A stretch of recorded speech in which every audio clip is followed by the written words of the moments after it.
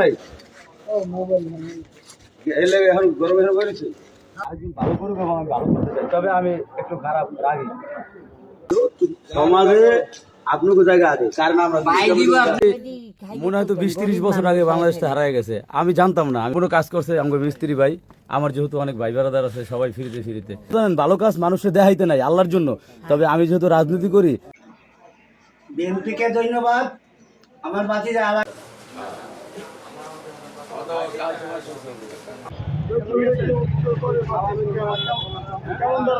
Meeting শেষে পরে দেখলাম যে একটা বৃদ্ধ মহিলা রাস্তার ভিতরে বসে।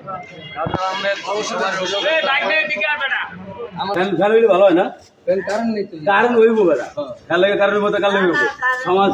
আমি দেখলাম রাত্রে যাইতেছিলাম, আমি একটা মিটিং শেষে পরে দেখলাম যে একটা বৃদ্ধ মহিলা রাস্তার ভিতরে বসা, ওনার চুল পাকা।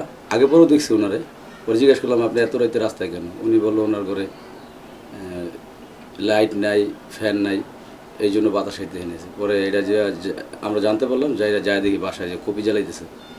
পরে আমি আমার আরও ছোটো ভাইরা ছিল, স্বেচ্ছাসেবক লোকজন নিয়ে যে ওনার ঘরে যতটুকু সম্ভব ফ্যান লাইটের একটা ব্যবস্থা করছি।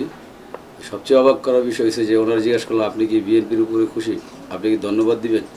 এরপর উনি যে কথা বললো এটা তো আপনারা দেখতেই পেলেন। দোয়া করবেন আমাদের জন্য, দোয়া।